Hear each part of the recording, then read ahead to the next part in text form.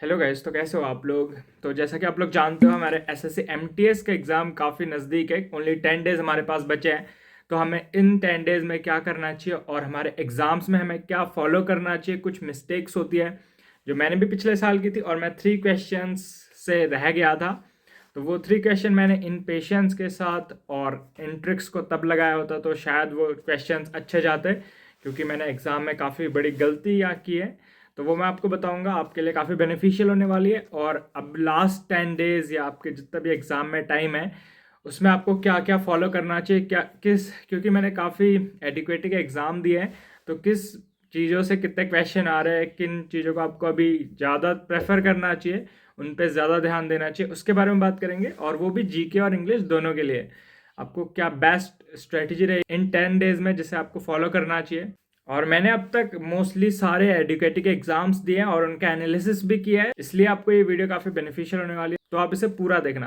तो गाइस, सबसे इंपॉर्टेंट तो है मॉक टेस्ट। तो अगर आपने वो अभी तक नहीं लगाए हैं, आप आगे आने वाले एग्जाम्स के लिए मॉक टेस्ट लगाओगे, या अगर आपको मॉक टेस्ट का पास रिन्यू कराना है, तो अभी टेक्स्ट बुक पे सेल चल रही है, रिपब्लिक डे सेल, काफी डिस्काउंट मिल रहा है। ओनली 307 में आपको टेक्स्ट बुक का ईयरली पास मिलेगा, जो कि काफी बड़ा डिस्काउंट है। और ये सेल सिर्फ 26 जनवरी तक है। तो आपको इस पे 12% का इंस्टेंट डिस्काउंट के लिए आप मेरा कूपन कोड भानु यूज कर सकते हो। जो क्वेश्चन आप टेक्स्ट बुक पे सॉल्व करते हो मॉक टेस्ट में, वो डायरेक्ट आपके एग्जाम में आ जाते हैं।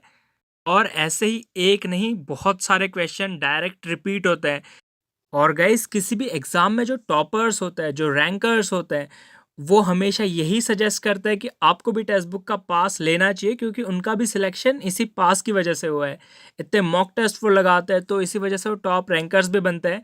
चाहे आप कोई सा भी एग्जाम लो, चाहे एसएससी स्टेनोग्राफर में काफ़ी रैंकर्स आपको टेक्स्ट बुक ही सजेस्ट करते हुए मिलेंगे, या जो भी सीजीएल के टॉपर्स होते हैं, एसएससी जीडी के टॉपर्स, तो वो यही सजेस्ट करते हैं। एक सब्सक्रिप्शन से आपको 900 प्लस एग्जाम्स एंड 2 लाख से ज़्यादा आप मॉक टेस्ट लगा सकते हो। और डिटेल्ड परफॉर्मेंस एनालिसिस और unlimited practice and re attempts और सेक्शनल वाइज टेस्ट, जिससे आप अपने वीक एरियाज पे काम कर सको, जो कि 12 से ज़्यादा लैंग्वेजेस में है। और हाँ गाइज, आप मेरा कूपन कोड भानु यूज़ करना मत भूलना, जिससे आपको 12% का इंस्टेंट डिस्काउंट मिलेगा। और टेक्स्ट बुक का ईयरली पास प्रो आपको ओनली 307 में मिलेगा। और टेक्स्ट बुक की ऑल डिटेल्स डिस्क्रिप्शन में लिंक है वहाँ। तो गाइज, अब बात करते हैं हमें क्या मिस्टेक्स नहीं करनी है अपने एग्जाम में। तो आपको एग्जाम में काफ़ी ज़्यादा टाइम मिलता है। टोटल 45 मिनट्स का टाइम आपको इंग्लिश और जीके को अटेम्प्ट करने के लिए मिलता है। टोटल इसमें क्वेश्चन आपके 50 रहते हैं। एक क्वेश्चन 3 मार्क्स का होता है, यानी 150 में से मेरिट बनती है। और गाइज, आपको क्या क्या चीज़ें ध्यान में रखनी चाहिए अपने एग्जाम में। Guys, अगर आप एग्जाम हॉल में बैठोगे जब, तो आपको ये सोचना है कि आप सीजीएल या किसी भी अदर एग्जाम्स की तैयारी नहीं कर रहे हो, जिन्हें आपको जल्दी जल्दी अटेम्प्ट करना पड़ता है। आपको क्वेश्चन आराम से देखने में बहुत टाइम मिलता है। 45 मिनट बहुत होता है सिर्फ 50 क्वेश्चंस करने के लिए, वो भी जीके और इंग्लिश के। आपको आराम आराम से क्वेश्चन देखना है, जल्दीबाजी करोगे फिर आप ऑप्शन देखते हो, उसके नीचे का ऑप्शन देखते नहीं। अगर आपको पहला मिल जाए तो काफ़ी कंफ्यूजिंग क्वेश्चंस भी आते हैं एग्जाम में, तो उन्हीं से मार्क्स कटते हैं और उन्हीं से हम रहते हैं फाइनल मेरिट में। तो आपको इन पे थोड़ा ध्यान देना है कि आपको सीजीएल या किसी सीएचएसएल में काफ़ी जल्दी जल्दी हम अटैम्प्ट करते हैं। मॉक टेस्ट भी हम उन्हीं के देते हैं, तो हमें जल्दी जल्दी अटैम्प्ट करने की आदत होती है। लेकिन यहाँ पे आपको ऐसे गलती नहीं करनी है। और फिर आप जल्दी जल्दी करते हो, फिर आप उन क्वेश्चंस को लास्ट में देखते हो जिनमें आप अटक रहे थे, जिनमें आप दो आंसर्स में कंफ्यूज हो रहे थे। तो आप उन क्वेश्चंस को छोड़ देते हो जो आपके सही हो सकते थे, आपने जल्दी जल्दीबाजी में उन्हें गलत किया है। काफ़ी लोग ऐसे गलती करते हैं और वो अभी भी करेंगे, तो आप नहीं करना है इस बार ये गलती।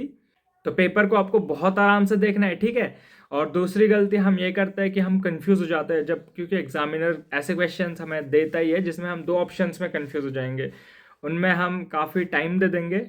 और जिन क्वेश्चंस में आप अटको उन्हें बाद में आके देख लेना। कुछ कुछ क्वेश्चंस होते हैं दो ऑप्शन में आप कंफ्यूज हो जाओगे, बाकी आप आराम आराम से पेपर देखना। और जो जो अटके एक बार उन्हें अच्छे से देख लेना कि एक्चुअल ऑप्शन क्या होना चाहिए। अगर फिर भी समझ नहीं आए उसे लास्ट में करना, अटकना नहीं है, क्योंकि आप अटकने के चक्कर में बहुत सारे क्वेश्चंस अदर गलत कर सकते हो। और गाइज, जो लास्ट हम मिस्टेक करते हैं, काफ़ी लोग इसे करते हैं, बहुत ज़्यादा लोगों के मार्क्स अच्छे खासे आ सकते थे, लेकिन इस मिस्टेक की वजह से उनके मार्क्स बहुत ही ज़्यादा कम हो जाते हैं। तो अदर एग्जाम्स में 1/4 की नेगेटिव मार्किंग होती है, लेकिन इसमें 1/3 की नेगेटिव मार्किंग होती है। आपको 3 मार्क्स जहाँ मिल रहे थे, 1 मार्क आपका डिडक्ट हो जाता है उस रॉन्ग मिस्टेक्स की वजह से। टोटल आपको एक क्वेश्चन रॉन्ग करने पर 4 मार्क्स कम होते हैं। तो आपको तुक्के भी ऐसे मारने हैं कि अगर आप दो क्वेश्चंस, काफ़ी क्वेश्चन ऐसे हो सकता है जिसमें आप दो ऑप्शंस में कंफ्यूज हो जाओ। होते हैं ऐसे क्वेश्चन दो ऑप्शन में, क्योंकि आपका या तो रिवाइज नहीं होगा या कोई और उसमें लॉजिक होगा जो काफ़ी हार्ड होगा आपको पकड़ना दो ऑप्शंस में से। तो उसमें हमें क्या करना है, तो हमें इन क्वेश्चन में बहुत ज़्यादा तुक्के नहीं मारने हैं। आपको अगर लास्ट में आप देख लेना कि बहुत ज़्यादा तुक्के ना हो, अगर ऐसे क्वेश्चंस आपको मिलता है जिसका आपको कुछ पता ही नहीं है और उसमें भी आपने लगाया, उसको तो आप हटा के आ जाना लास्ट में। उन क्वेश्चंस को अगर आपको आदत भी बनी है तो आप उसे हटा के आ जाना लास्ट में, ठीक है। और इन क्वेश्चंस को आप देख लेना कि आप 4 से ज़्यादा ऐसे क्वेश्चन अटैम्प्ट ना करो जिनमें आप कंफ्यूज हो। बहुत ज़्यादा अटैम्प्ट नहीं करने, आपका बहुत ज़्यादा माइनस मार्किंग होता है। और लास्ट में ये टेंशन नहीं लेने की कट ऑफ कितनी जाएगी, क्योंकि कट ऑफ का हम लोग सोचते हैं कि 120 जाएगी तो हमें बहुत ज़्यादा क्वेश्चन अटैम्प्ट करने चाहिए, लेकिन 120 जाती है। बहुत ज़्यादा नॉर्मलाइजेशन मिलता है इसमें एग्जाम में, आज तक मिलता था, लेकिन अब की बार माइनस मार्किंग होगी तो ऑब्वियसली कट ऑफ कम ही जाएगी। तो आपको उतने ही अटैम्प्ट करना है जितना आपको आते हैं, और उसके बाद आपको नॉर्मलाइजेशन अच्छा करेगा, आपकी शिफ्ट के अकॉर्डिंग आपको मिलेगा। और इसमें करीब 15, 20, 20, 25, 25 मार्क्स तक का नॉर्मलाइजेशन मिलता है, तो आपका 120 कट ऑफ जाती है। तो बहुत ज़्यादा नहीं है, आपको इतना नहीं सोचना है कि आपको सारे के सारे अटैम्प्ट करने हैं, ये तो सोचना ही नहीं है, वो तो करने ही नहीं है। 4 से ज़्यादा ऐसे तुक्के नहीं मारने हैं इन एग्ज़ाम्स में। और गाइज आपको लास्ट 10 डेज या 15 डेज में क्या चीज़ें फॉलो करनी चाहिए, इंग्लिश में क्या फॉलो करना चाहिए, किन किन चीज़ों पे ध्यान देना चाहिए, तो सबसे ज़्यादा मैं आपको बोलूँगा आपको एक्टिव पैसिव और नरेशन पे ध्यान देना चाहिए, क्योंकि इनके क्वेश्चन काफ़ी हार्ड भी आ रहे हैं जो भी अभी तक मैंने एग्जाम दिए हैं।